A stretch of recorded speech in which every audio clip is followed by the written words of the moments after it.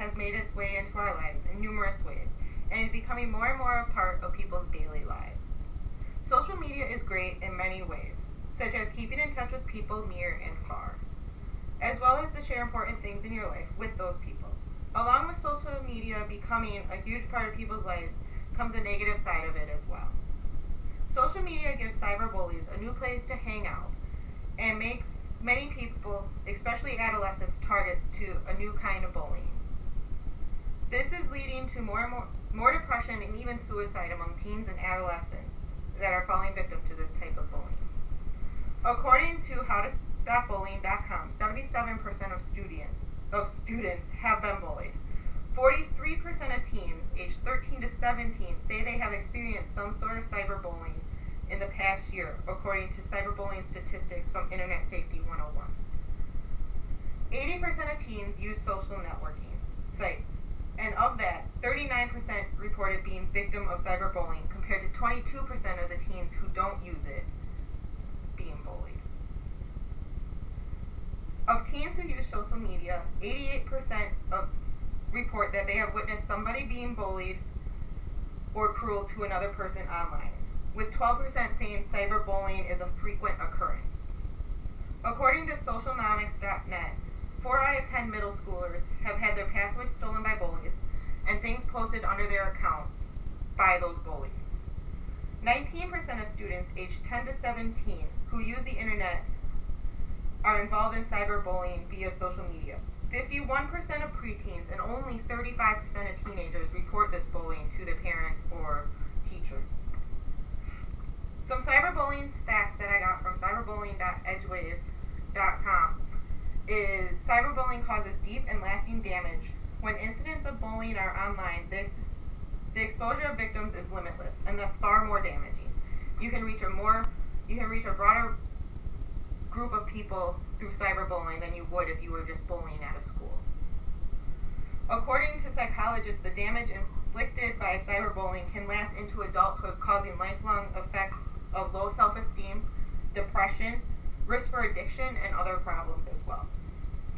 The solution to this is iPrism Social Media Security gives you visibility of online interactions of students and the power to mitigate cyberbullying problems before they escalate. So schools can use this to fix the solution before it escalates. It's geared towards schools and teachers and districts to prevent cyberbullying. Cyberbullying has resulted in teen suicide. Stories of teen suicide are becoming all too common.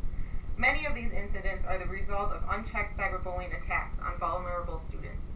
So with the cyberbullying, the depression is increasing in teens, and then it's not getting reported, and then next thing you know, teens are committing suicide.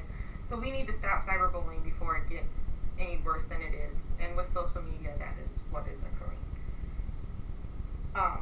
iPrism Social Media Security enables schools to monitor online interactions and detect risks for self-harm among students, so an intervention can occur. So it helps students get that help that they need. Cyberbullying can result in lawsuits for schools. Since every state in the U.S. except for Montana has a law against cyberbullying on the books, some cases of cyberbullying have resulted in costly lawsuits against the school and school districts for not taking appropriate action when it was detected. What needs to be done to fix the problem of cyberbullying? According to socialmediaclub.org, after the tragic suicide of Rutgers student Tyler Clemente, anti-bullying measures have been taken in the United States and across the globe. Recently, Australia enacted laws that consider workplace bullying and cyberbullying part of their State Crimes Act, which are punishable by hefty prison times of up to 10 years in prison, just for cyberbullying, and stiff fines. The thing is, a lot of prosecutors just don't have the energy to prosecute 13-year-olds for being mean, as they say.